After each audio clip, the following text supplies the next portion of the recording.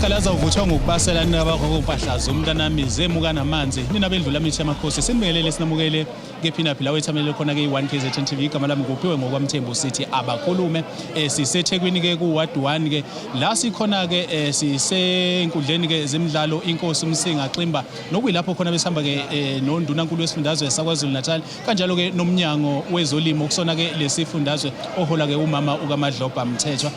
la khona ke inhloso enkulu bekuhlangana nabalimi khulunywe kakhulu noma khulunywe kabanzi ngodaba ke oluthinta isifo samatele njengoba kwaziwa ukuthi kube yisifo ngempela ke uma ngabe sikhahlameza ke isifundazwe saKwaZulu Natal sashaya ke kwezwela singabala ke sisho sithi isifundazwe saKwaZulu Natal isona sifundazwe esihamba phambili kunazo zonke ke izifundazwe uma ngabe sikhuluma ngalesi sifo silandele ke isifundazwe iGauteng kanjalo ke neFree State siyafisa ke mbukeli ukuthi ke sikhulume ke nondunankulu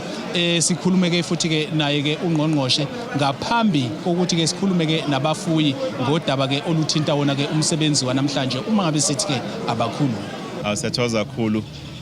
silapha kwaNkosini yaXimba emkhankasweni enkhiphe ungqongqoshe kuba akhanjele zonke izifunda kuyoqinisa umkhankaso lona ukuthi sigweme uyi-movement yemfuyo ngenxa yesifo samatele kodwa sizokhuluma ngohlelo lokujova imfuyo ngoba silindele kuba 1.5 million welokuzana emshanguzo i-vaccine yesifo samatele ufike eNingizimu Afrika bese sithola ke natho wethu ngoba thina sinemfuyo elinganisela ku 2.4 million manje silindele kubuye ijovwe ke lemfuyo izobe ijovela khona eMadipini laba bamabhizinisi bobe bejovela khona endaweni zabo nakhona kodwa imshanguzo yamahala le okufanele mayifika kungabibikho ozoyidayisa kufanele abantu bayithole nje mahala ngaphandle kokuyidayisa ngoba sithi njengesifundazwe Natal kwakuba ngcobela imshanguzo ashisayithola ngabe sonke umnotho omningi wesifundazwe kodwa sesithi ngoba nazi imshanguzo sesinethemba ukuthi iyafika kuleli viki sithi hayi impela sekufanele abantu bakithi baboneke inhlelo baxhumane nabeluleki abakhona eindaweni zabo ukuze ukuthi ke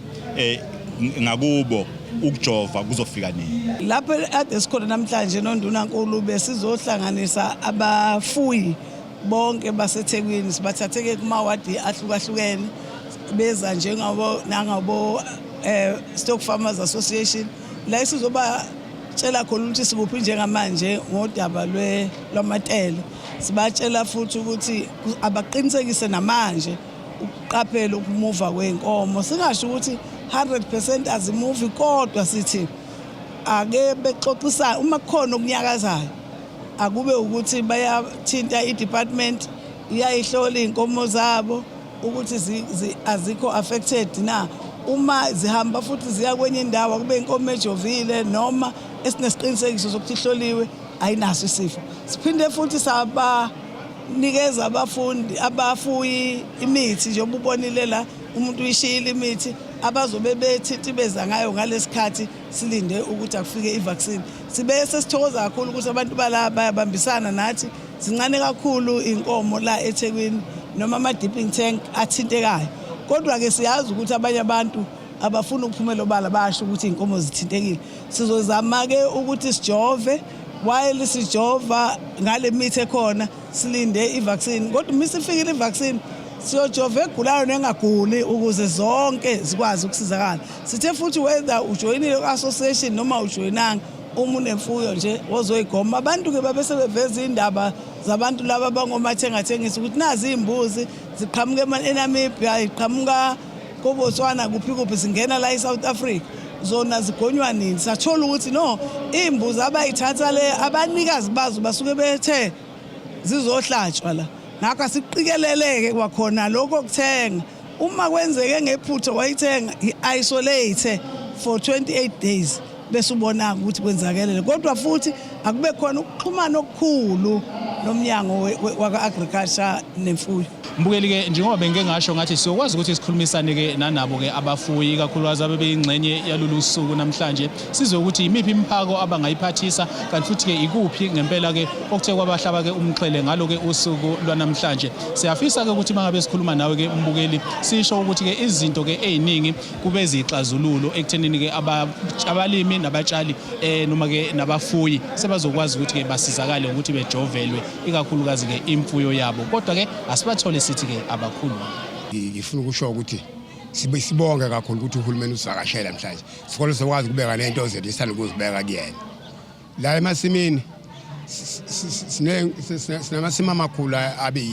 abiyiwe inkinga yakhona nje insiza kusebenza aziphelele ukulima ogalakana bafika late sokonakele kanti la liyabalela thina ke sinomfulo omkhulu ke lana ngabe ke uyasisiza ngoba sinikene nomfula ngokwensimu asinawo afakiwe amapipe manje sisithekele injini ezincanyana zokuthi sichele ngamapipe ngokutshononozela asikwazi ukuthi uvuleleke inyoni ilapha inkulumo yami. Enhlizweni yami ngithokoze kakhulu mangizothiwa kuza uhulumeni la undunankulu waKwaZulu Natal. Ngijabulile kakhulu enhlizweni yami ngoba kunezinto vesi ebesinazo ngaphakathi enhlizweni zethu sabalimi bala kwaXimba. Inkinga zikhona.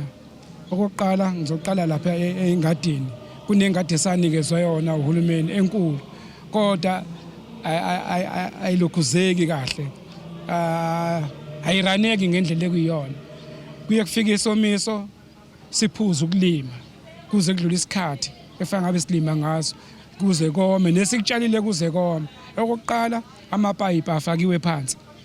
ukuthi sikwazi ukuchelela. Okwesibili asinayo injini. Okwesithathu indlela okwenzeka ngayo imbewu asitholi ngendlela efanele ukuthi sikwazi ukuqhubeka nokulima. Bese ngibuya ngiza la egemini yesibili la ekufuyeni sinekhalazo ngoba nedip lethu ahlelekile kahle. Siyabona into zakhona ihamba kancane asazi ukuthi kudalwa yini. Even njengamanje kunesifo samatele. Kufanele ngabe kade saqalela ukuthi sinikeze imigomo sikwazi ukugoma imfuyo yethu. Kodwa sikwazanga ukuthola konke lokho. Kodwa ngijabulile ke mayifika uPremier la ezokwazi ukuthi ahambe ephethe efumbethe ukuthi yini esikhala ngayo la. Kuningi nje esikhala ngakho. Even nangemgwaqo ngoba phela imigwaqo nayo imbangela yomphakathi. Imigwaqo yethu ayihlelekile. Sinemigwaqo nje emibi ngalendlela inama potholes. Kunemigwaqo leyo yobhuqu ayinakekelwe ayenziwa lutho. Imoto esihamba ngazo la nesicela kubafowethu sithi abasisize. Mhlawumbe njengoba siyofaka amanzi eDP asinayo into esisizayo imali eDP. Size sicela abafowethu imoto zobo ziyakhahlazeka. Kuningi yesikhala ngako la okungasiphethe kahle. Even ngisho amanzi ke eqobo amanzi ke esiwaphuzayo akezi ngendlela. Siwathola mhlawumbe emveni kwamasonto amathathu noma emveni kwenyanga sikwe manje sithola amanzi. Sisenkingeni kakhulu kulekho njengoba nje kukhona kufikile uPremier lo fanele asiphe usizo lento eziningi. Okokuqala nje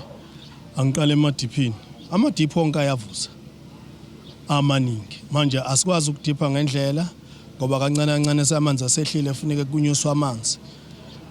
Nanendlela yokwafaka kona futhi asinawo indlela yokufaka amanzi ngoba amanzi afuneka siwakhe emfuleni. Asinayo imishini yokuphehla sisizwe kona sakhe eduze kwemfula.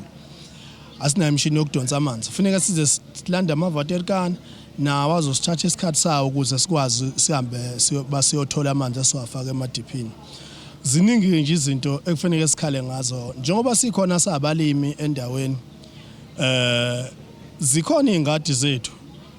ukufinyelela kuzona ukuthi zilimeke ngendlela nanokuthi mhlambe abaphathi abakhona abakhulu abavela kuona uhulumeni kufanele bafike bazobona. Kuthatha isikhathi ngoba imigaqo maybe akuhambeki ngendlela.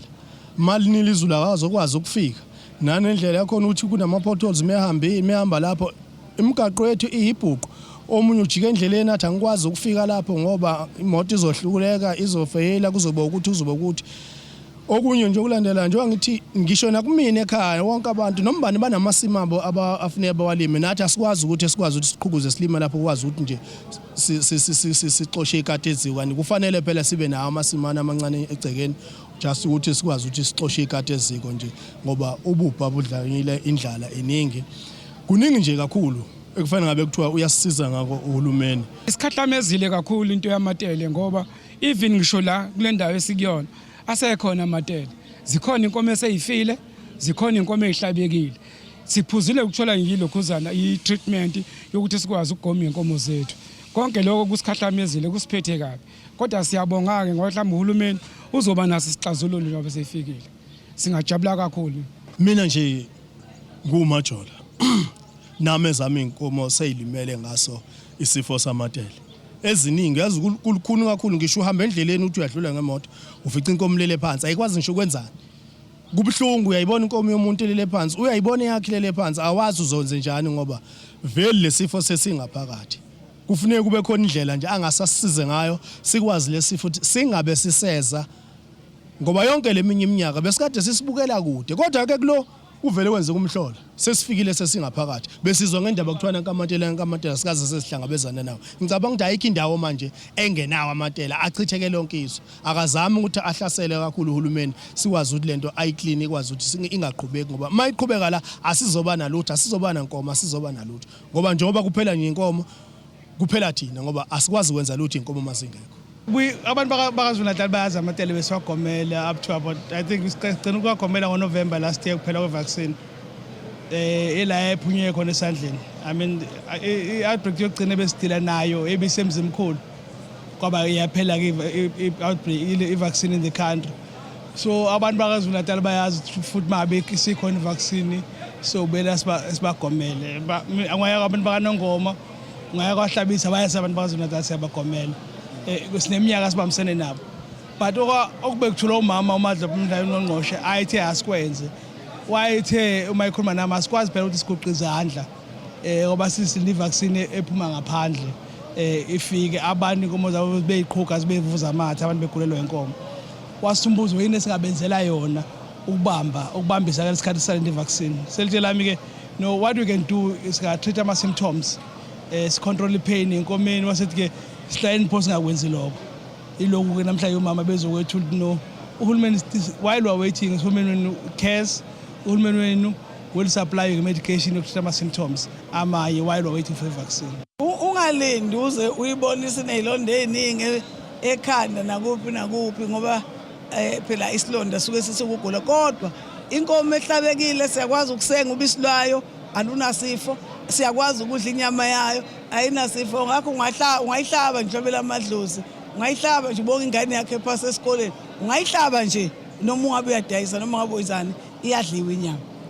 Sombisi ngifisa nje ukuthi sibheke ukuthi into yamatele ngoba siyazi ukuthi ivimba nokugcogcoma kwemfuyo ngokuhwebelana mhlambe uphazamisa kangakanani umnotho wabafuyi uyaphazamiseka phela ngoba umuntu obefuna ukuyodayisa kwenye indawo kufanele aqale abambe amatomu kwesinye isikhathi mayisihlabekile fanele iqale quarantine ize igcine sibuyele esimeni bese kuyima ithola incwadi ukuthi singahamba kuya kwenye indawo seshaya umthetho nje ukuthi asifuni imfuyo ezosuka kule district ye kwenye district ngenxa yokugwema khona lokho ukuthi isifo singasukila siye lapha sisukela siye lapha isixoxo ngokwami ukubuka kade ngiyibuka lapha esibenze babamkhulu nami lento bengenile ekhaya kithi lento ifana nomkhuhlane osevere a very bad flu manje ithi inkomo iqhuka iphethwe umkhuhlane onzima bese wena lokuyigijimisa uyijaha uyishaya isentabeni ngokwami bengizothi mina ziyekeni inkomo iphumule usiphi isikhathi ukuthi recover over a period of time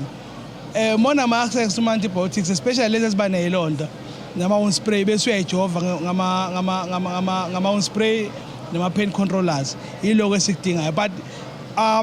they shouldn't die especially lezi ezinazo emakhaya inkomo that shows